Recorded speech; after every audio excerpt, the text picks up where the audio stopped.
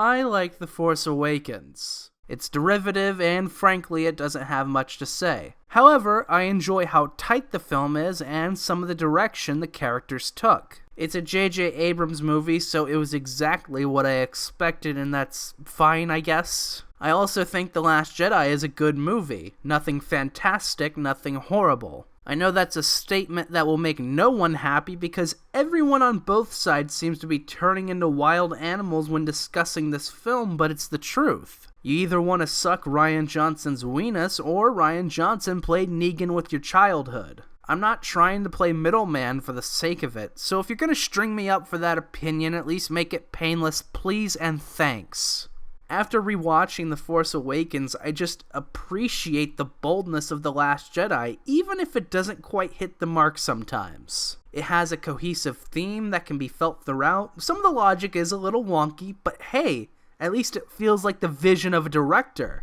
The Force Awakens is a 6 out of 10, and The Last Jedi is a 7 out of 10. I only say these things about the previous films because it pains me to say what I'm about to say. It pains me because I'm a fan of these sequels to an extent and was hoping for a satisfying conclusion to this trilogy and the overall Skywalker story. I hated The Rise of Skywalker. It may have ruined this trilogy for me and retroactively hurt my enjoyment of the previous films. I can't sugarcoat it. I can't say it's got a lot of bad, but the film had enough payoff to be enjoyable. I can't say it's messy, but it overall works. I can't even say that despite acknowledging it's bad that I enjoyed my time with it. I only gained some slight ironic enjoyment with how dumb the whole thing is, but mostly, this film just made me angry. I felt insulted that this was released to a paying audience. It made me seriously regret not seeing Cats opening night. At least with that film, I could expect a colossal disaster. As a sequel fan, this hurts. This is a spoiler review, I do apologize, but I'm going to have to spoil the whole film in order to discuss why this film is fundamentally flawed. Every word of what you just said was wrong. Sorry friends, this is probably going to be the shortest section of the video. Adam Driver and Daisy Ridley are doing pretty good here. This is, of course, in spite of the film's script, because Kylo Ren may be one of the most inconsistent characters in Star Wars. I'm sorry, it's just so hard to talk about this film without wanting to tear it to shreds.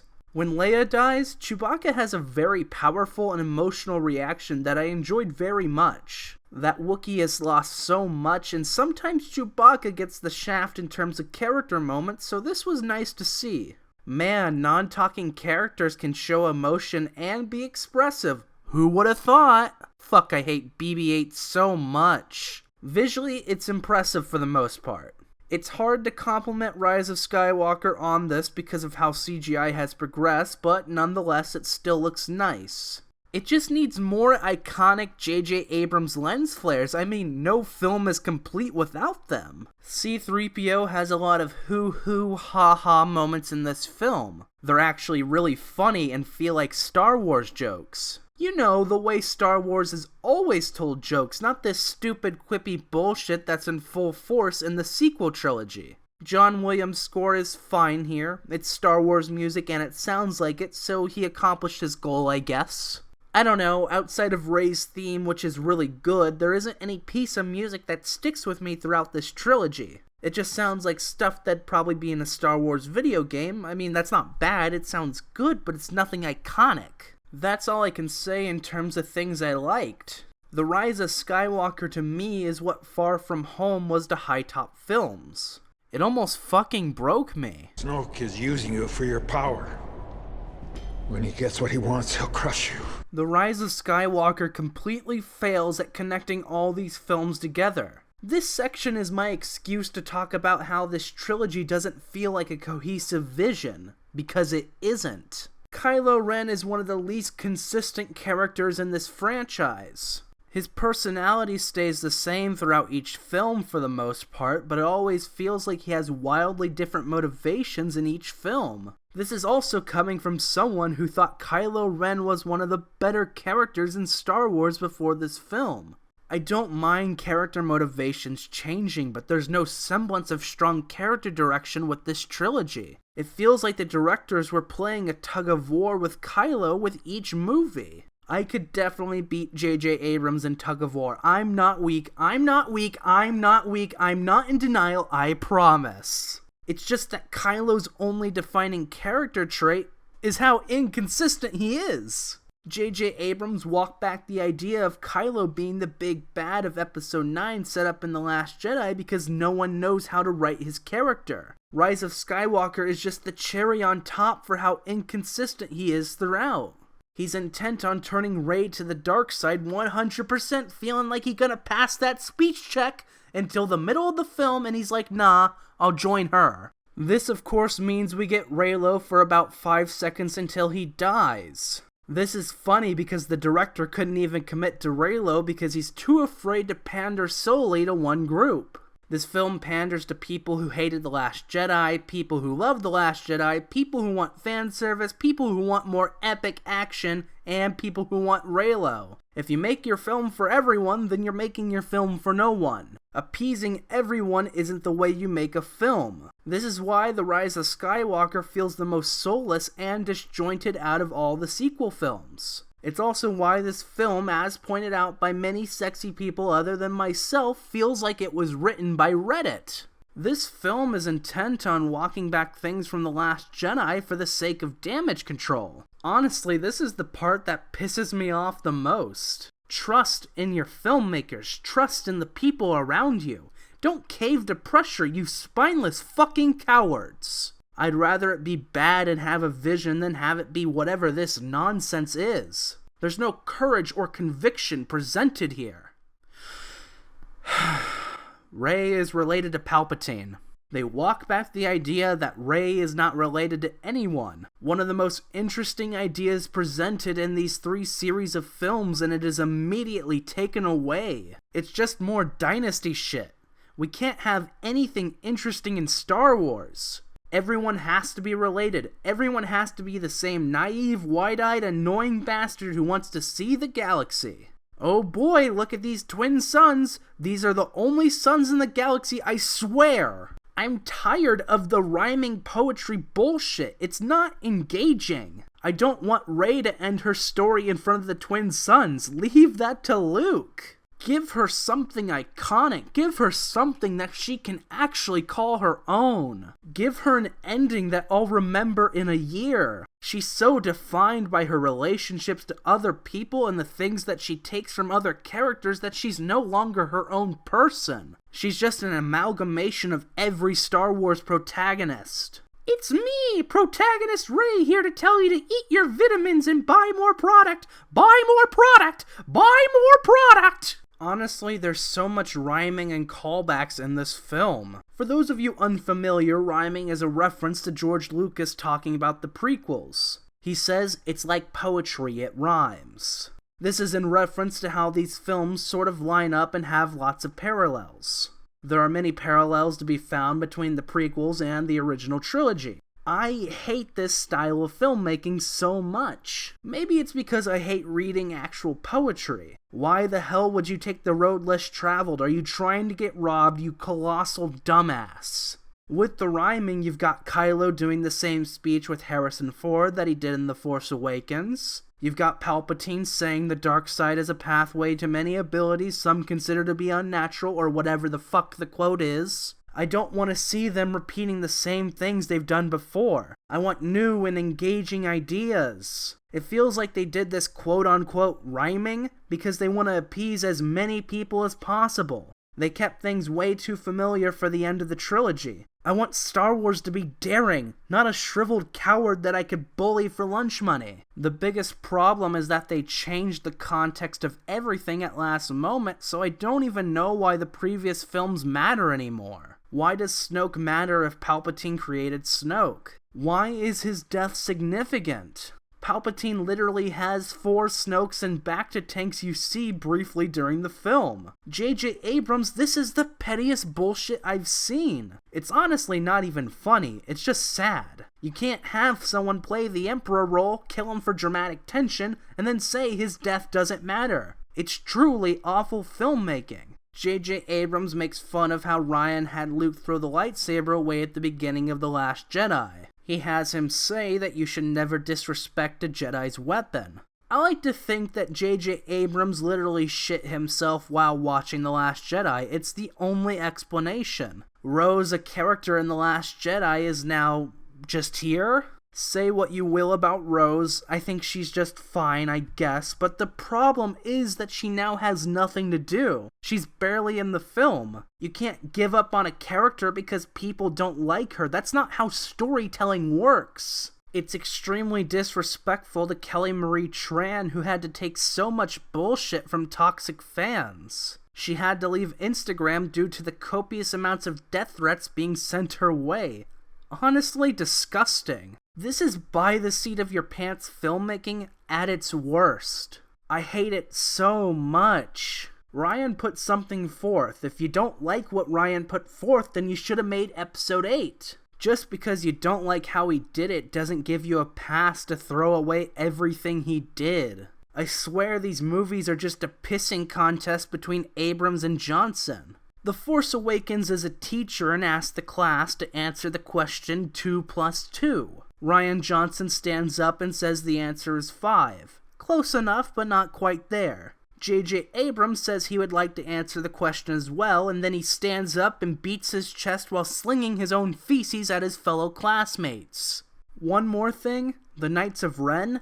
Absolutely wasted. Why were they ever in these films? At least Boba Fett and Jango Fett had things to do. I also hate how the characters' stories change from movie to movie. Finn, a coward in Episode 7 who, after completing his character arc in The Force Awakens, immediately runs away in Episode 8, and now for his big character growth in Episode 9, he gets absolutely piss all to do. Same with Poe Dameron, who, outside of Episode 8, gets nothing substantive to work on throughout this trilogy. No wonder Oscar Isaac said in a recent interview that he was done with Star Wars for good. As an actor, you want things to sink your teeth into. At least Rey had stuff to work with in this film rather than staying relatively stagnant over the course of 2 films. Mind you, it's not good stuff, but at least it's something. The talents of these actors have been wasted. This is the film that could have made all these character choices make sense. This is what could have been the glue that this franchise needed so desperately. Abrams just had to be the pettiest motherfucker on this planet. The day of revenge. The day of the Sith. You want to know how this film was written by Chris Terrio? It's simple. Just look at all the dumb shit littered throughout and you'll know it's a Chris Terrio film. That's his defining trait as a screenwriter. The king of dumb shit is bringing back Palpatine and having him be so controlling of the events of the previous 2 films. It's quite possibly one of the worst creative decisions I've seen in quite some time since Spectre. For those of you who were lucky enough to skip out on Spectre, I'll give you the gist of the problem. Daniel Craig's Bond has had a series of problems and villains that he has had to face over the course of 3 films, those being Casino Royale, Quantum Solace, and Skyfall. Spectre introduces a villain named Blofeld that has been secretly controlling all these villains and introducing these problems into Bond's life. The problem is that none of this was planned from the start. It's a cheap way of raising the stakes. It's not believable. It's lazy. So introducing Palpatine with no plan to do so from the start is the equivalent of using the starting pistol to shoot yourself in the foot during the last lap of the race. It retroactively lessens the impact of Snoke just as Blofeld lessens the impact of the 3 previous Bond villains. It makes the previous films feel less meaningful. Snoke is just a clone boy controlled by Palpatine. I mean, good job wasting a nice performance from Andy Serkis. Speaking of Palpatine, him being in this film is a tragedy in of itself, but quite possibly the most ridiculous thing happens. This isn't done with any hint of self-awareness or fun either. Palpatine uses Force Lightning to disable the entire Resistance fleet, which is now very large because Lando came to save the day at the very last moment. I actually saw a leaked picture of Palpatine shooting lightning in the sky about a month ago. I honestly couldn't believe it because it was so ridiculous and funny. My friend also told me that the leaked picture was fake because of course we would think that. No sane writer or director would have that in their dramatic conclusion to a storied saga. It's insane. My man out here really trying to copy Shazam when it came out this year? Hands, lightning with my hands. Now I'm thinking of Shazam, a good movie. Why couldn't I talk about that instead of this trash? Back on topic, Reylo being in this film for about 5 seconds is absolutely astonishingly bad and dumb. They didn't want to commit. You can't fully redeem a character or let him fully suffer the consequences of his actions. Kylo can't live a happy life with Rey, and he also can't be different than what we expected and be evil throughout the trilogy. You can show conflict and self-doubt, but I think it'd be much more interesting to not redeem Kylo. Make him choose the dark side, back him into a corner. Give Rey an obstacle as she fights her feelings while she fights him. Kylo just gets Vadered in this in that he literally sacrifices himself for the protagonist. I would have loved to see them actually commit to an absolute instead of this wishy-washy rehash of Return of the Jedi. Fucking yub-nub hours indeed. Giving Poe a rushed love interest and a rushed backstory in the last film of the trilogy is, wait for it folks, dumb. You don't give a main character, Oscar Isaac, an incredible actor, a backstory and a love interest, and expect him to do it well in the span of 15 minutes. The way they handled all this is the equivalent of giving him nothing to do because he can't suddenly become a character this late in the game. I don't care about Poe because no one at Disney cares about Poe. He's here to make jokes. He's a funny ha-ha joke man, not an actual character. Look at me making the quips and the jokes. I'm very sexy and my name is Oscar Isaac. Bringing back Lando just for him to serve as a plot device is dumb. Lando does nothing outside of drive the last action scene forward. This movie is mostly plot with few character moments to begin with because yeah, we shouldn't really worry about giving satisfying conclusions to these new characters we've known for 4 or 5 years now. Having Rey state that she is a Skywalker is some of the most hokey shit possible. She can't be her own person. She is tied to the idea of relation. It's why she never feels like her own character. The writers are always so focused on who she belongs to. Does she belong to Skywalker? Does she belong to Palpatine? Does she belong to Kylo? Does she belong to nobody junk traders? Does she belong to Lobot? How fucking demeaning. When is she going to belong to herself and become a character with a vibrant personality? You've tied this woman's entire identity to belonging to something or someone else. Luke always felt like his own character, but Rey is trapped, unable to escape the shadow of others. Poor Daisy Ridley. Honestly, man, it just sucks to see.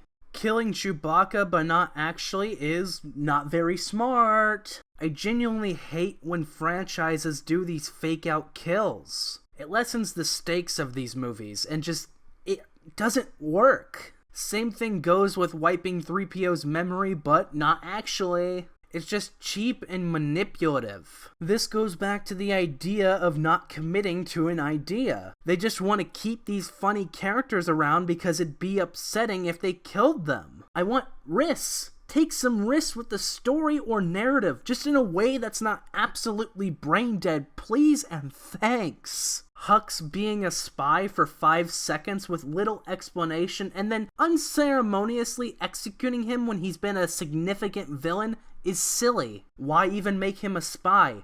Hux is petty, that's fine as a character, but it's beyond believability at this point. Hux is so willing to betray his ideals, his order, everything he's fought for, because Kylo hurt his feelings. Are you serious? Do you expect me as an audience member with brain function to be like, yeah, no, that makes sense, good job JJ, you've done it once again? I'm sorry, but no, absolutely not. It doesn't work. Finn being force sensitive? I actually like that decision and I wish it was explored more. Finally, someone in the last 50 years who isn't a Skywalker, Kenobi, or Palpatine can use the Force. Because hey, that's how the Force works. I swear to God, they're just continuing this midichlorian mitochondria bullshit but not being explicit about it. It's the only explanation for why only 3 lineages can use the Force. Oh cool, I love feudalism. Please sir, may I have a scrap of Force?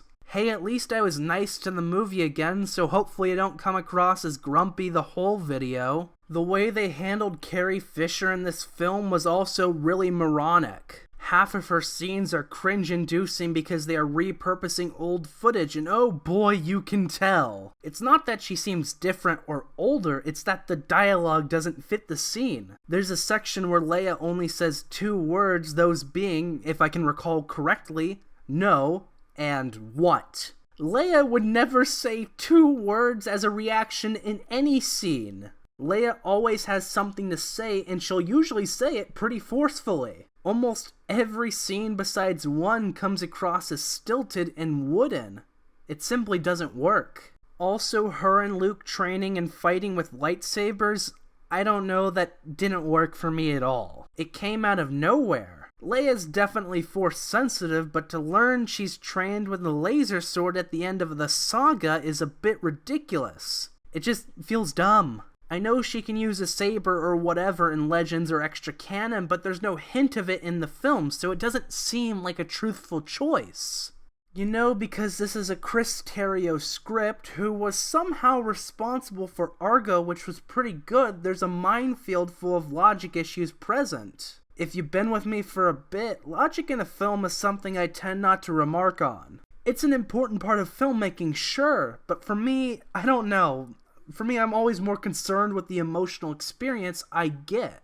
This year, many movies moved me, some to tears. Rocketman, Marriage Story, Shazam, Peanut Butter Falcon, Beautiful Day in the Neighborhood, and The Farewell, to name a few. For those films, I can let go some minor plot contrivances or straight-up logic errors because the filmmakers cared. They put their heart and soul into these films. The passion oozes deliciously from these flicks. Rise of Skywalker has none of that passion. Everything is cheap. Every character death unearned or manipulative. Yes, you can gain an emotional reaction from killing a character, but if you don't do it right, it's not going to leave a lasting imprint on your audience. They won't remember the feeling. I didn't have any emotions outside of boredom and anger for the most part while watching this film. So now that I've danced around my point for a millennium, here's the thesis. If I can't connect emotionally with the story or characters, I'm gonna have to focus on the logic and the world presented. Even if I did have an emotional reaction to the Rise of Skywalker, I'd still comment on the exposition presented here because holy hell, it's stupid! Especially the Sith dagger. Actually, my friend Anthony made this point to me, so I can't take credit for this revelation. That dagger had to be made after the Death Star fell, and it had to be made recently. The wreckage would shift under the force of those waves. It might be the dumbest shit in the movie. It doesn't explain anything. It doesn't work. I'm not concerned with how does Palpatine survive the end of Return of the Jedi. I'm far past that. I'll just chalk it up to Plagueis bullshit he learned, fine, whatever. I'll give you that because I'm generous. What I won't let JJ or Chris Terrio get away with is how he has a body. His body has been disintegrated and unable to be put back together. He has been vaporized into mere atoms. The fall alone would spread out those atoms far away, and they wouldn't be able to come back together. I can buy him coming back to life if his body's still in one piece, but it's not. We see him get vaporized. So this man can pull apart his own atoms together. So Rey killing him in episode 9 means nothing. It means nothing if he could just pull his own atoms together. My mind's breaking. I just thought about this. I didn't even put this in the script. My mind is breaking.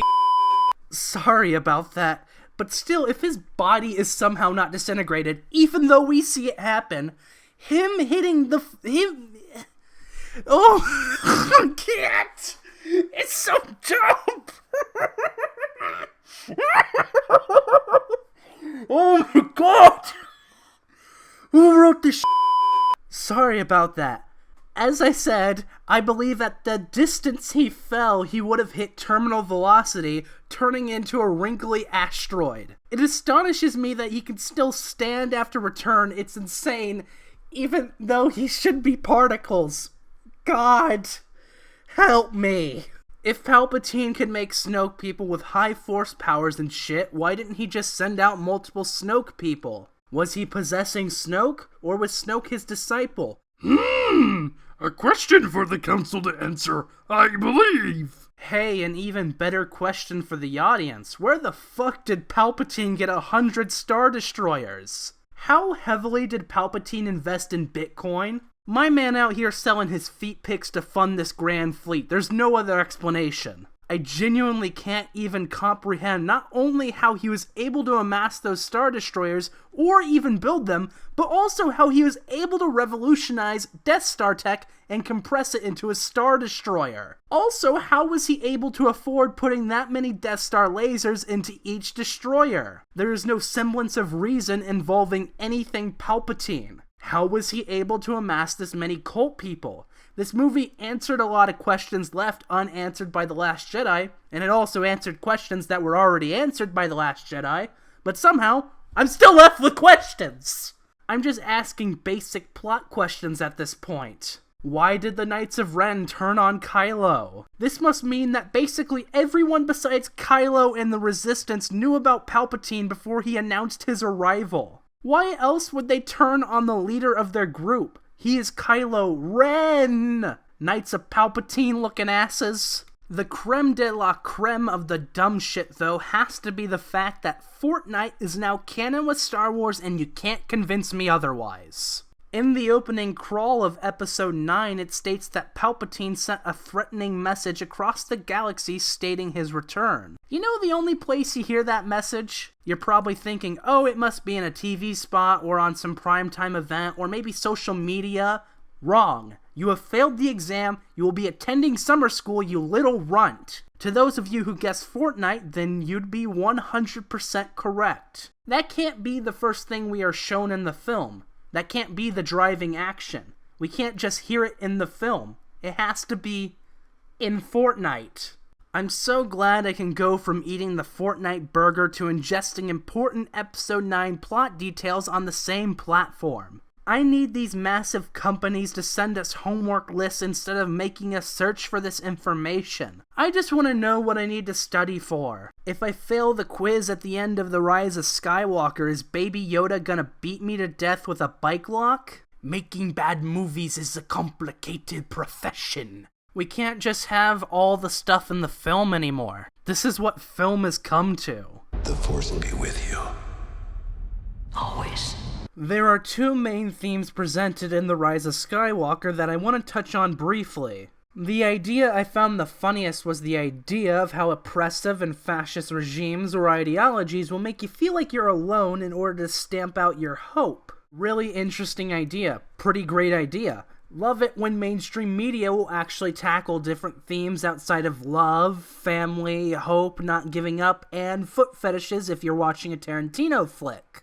Only issue is that this idea is presented in the least engaging way possible. They just restate this idea multiple times explicitly with no ounce of heart or passion. I think you're only supposed to tell things, not show them, correct? That's obviously the most engaging way of filmmaking. It's like if Lovecraft just went ahead and told you what the monsters looked like instead of allowing you to have fun and imagine. The other theme is one expressly said in the trailer about how no one is ever really gone. Kylo isn't really gone because he converts to the light side. Rey isn't really gone when she's about to submit to the Emperor, as she doesn't. I mean, what'd you expect? A bold and interesting decision? The Jedi aren't really gone when they back up Rey at the end. I mean, this is the main theme, I'd say at least. This one isn't done too bad, I guess. It's less on the nose and blatant than the other deeper ideas at play here. I just wish they would have slowed down to explore these ideas with some nuance. Or at least slowed down just so we can savor and let these ideas wash over ourselves. No wonder people keep calling this film a theme park ride, because I want to throw up with how fast it's going. The pacing is a mess. What are you doing there, 3PO?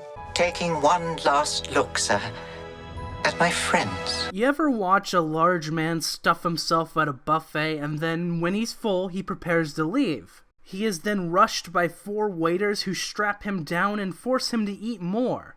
He eats until he explodes from his sheer mass gainage in such a short time. This is what ingesting the fan service in Rise of Skywalker is like. I want to try and list off as many pieces of fan service that there are in this film as I can remember. Can I get 10 different things? Can I win the grand prize? Let's see. First, you have Rey using Luke's X-Wing, which he pulls out of the water. Rey also uses Leia's lightsaber. We are shown a flashback training scene of Leia using a lightsaber. Palpatine says the iconic line from the Plagueis speech. Chewie gets a medal because he never got one in A New Hope. Remember when he didn't get the medal, guys? We are shown Mustafar at the beginning of the film. What about holochess? Hey, Chewbacca's now really good at it. Thanks for the character development, Mr. Abrams. We get ourselves some Wedge Antilles at the end of Skywalker during the final battle. All the Jedi voices at the end. Yes, I'm counting that as fan service. I already know there's a lot more fan service that I'm just missing, but that's not the point. You can never put fan service above storytelling. I know people wanted Han, Luke, and Leia back in the cockpit all together, but honestly I couldn't give a damn. If you put them all together, it might not come across as natural. It might be very cool, but if it's not in service of the story or the bigger ideas, then I don't want to see it. Everything needs to have a purpose besides making you go, hey, I remember that. And a lot of elements in Skywalker, that's their only purpose. They are just there to be nostalgia bait. You underestimate my power! I hate it when Star Wars gets epic. This may sound strange, I realize that. Critic, are you complaining about a big blockbuster being big and bombastic? In a way, yes, but let me explain. I hate when Star Wars focuses on being big and bombastic without any substance behind it. That's when we get one of the lower tier Marvel movies like Ant-Man and the Wasp. It's action for the sake of action with the goal of raising the stakes so high that the audience will have to care without doing any character work or storytelling. This problem doesn't even stem from the movies, it stems from the video games and the extra canon. I feel things like The Force Unleashed, Episode 3, or the Old Republic shorts have ruined the idea of Star Wars. I don't want to see a one-man army Jedi dueling gruff dudes and taking on legions of enemies. I don't want to see a 15-minute long battle between 2 men who are poorly developed characters. I don't want any of that. I want the movies to be simplistic with how they approach the action. Return of the Jedi is pretty perfect in terms of scale. I have problems with Return, but that's the peak of Star Wars action, and making it any more than that loses me a bit. Episode 9 may be the most epic out of all of them, somehow topping Episode 3, which I didn't think was possible. You have a battle between 100 Star Destroyers and loads of Resistance starships. You have a lightsaber duel with many high jumps and flips. You've got Rey using 2 lightsabers to stave off Palpatine's dark side usage. You have Kylo Ren destroying all the Knights of Ren. This is on top of a few action scenes in the first half while the heroes are on the run. It's just so much. Again, it's the force-feeding thing. Everything is good in moderation. You can have these quote-unquote epic elements, but you need to keep them sprinkled lightly throughout or have them mean something. There's a Maul short film on YouTube that has a similar vibe to The Rise of Skywalker, but the difference is that there's character behind it. There's actually a meaning there. I'll have it linked in the description. It's pretty fantastic. I'm just saying the simpler you keep the action, the more likely it is that the character moments that are needed in this film will spring forth. The humor in this film is pretty bad for the most part. As I said earlier, the only saving grace is C-3PO being his own dorky-ass self. He's the only one who's invoking humor without quips. In order to get a laugh, every character will make a witty quip or say something funny. It feels like Marvel humor. There's very rarely situational humor. C-3PO brings situational humor with just how awkward he is. The things he is saying isn't inherently funny. What makes them funny is how they fit into the situation. The quips are just meant to be inherently funny, and it doesn't work. The original Star Wars also relied on dramatic or situational funnies, which is why those jokes still make me giggle to this day. It's the reason why the jokes in the sequels are aging poorly. Can we talk about the weird, almost laughable visual elements at times? Don't get me wrong, it's a modern Star Wars film, of course it looks really good. The color grading and art direction are nothing to write home about because it's a film made by J.J. Abrams, but yes, it still looks good. So I wonder how two elements, these are nitpicks, I admit that, but these two elements made it into this film. Rey with the pointy-ass scene kid teeth is some of the funniest shit I've seen. It's meant to be taken seriously. How are we supposed to take this seriously? This has already been memed to death because of course it has. The other visual element that looked really awkward for some reason was Rey holding the two lightsabers.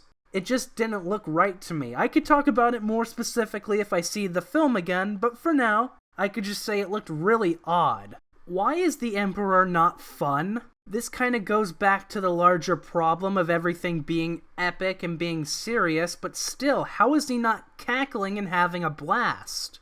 I want the Emperor to be laughing as he engages in cock and ball torture. Watch Return of the Jedi, hell, watch the prequels. Ian always had a blast with the role, but there's just no energy in The Rise of Skywalker. It's not just him.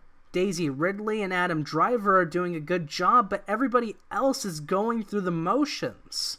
Especially Oscar Isaac and John Boyega. I can't even blame them because they have nothing to do.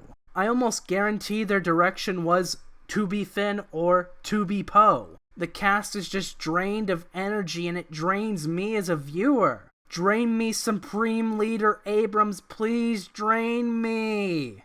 Also, why is Jenna, played by Naomi Ackie, General Pride, played by Richard Grant, and Zori Bliss, played by Kerry Russell, in this film? I'm trying to think on whether or not Episode 3 and Episode 6 ever introduce relevant new characters. I honestly can't remember any. That's because you don't introduce new characters in the third act of your overall story. We don't have time to know them. We don't care about them. I had to Google these characters just now to put their names in the script. Wanna know why? Because I couldn't be fucked to remember who they were while I was watching the movie. Lastly, before we go, can I just say I find something a little weird? Rey and Kylo are in love, right? And they shared a nice little kiss at the end of The Rise of Skywalker. So, hang on with me here, Palpatine with his gay lover Plagueis have an orgy with the Force. The Force is like, no thanks, and dumps the juices into Smeagol Skywalker. She burrs Anakin, who in doing the dirty with Padme brings us Luke and Leia. Leia gets freaky with Carbonite Han Solo. I guarantee she found a way to have sex with him while he was still frozen, and she was very much into it. Leia gives birth to Ben Solo, better known as Kylo Ren. Okay, so we're caught up there. After having unconsensual sex with the Force, Palpatine's like, hey, I'm gonna have sex with someone else. We don't know who this is because we're never told who it is, so I'm gonna assume it was Kit Fisto. Kit Fisto gives birth to Rey's garbage collector parents, who in turn give birth to Rey. Palpatine is Rey's grandfather. Palpatine is Kylo's great-grandfather. Is it just me, or does this sound like incest with extra steps? J.J. Abrams can't show gay representation in Star Wars in a meaningful way, but incest and Alabamian representation? Oh, you better believe Abrams is including that. Confronting fear is the destiny of a Jedi. Thank you for watching. Make sure to support me on Patreon if you enjoy the content. Any money given goes right back into the channel. Follow me on Twitter and join my Discord. We have a Star Wars spoiler chat so you can discuss Skywalker to your heart's content. Have a great day, everyone. Subscribe, hit the bell, and farewell.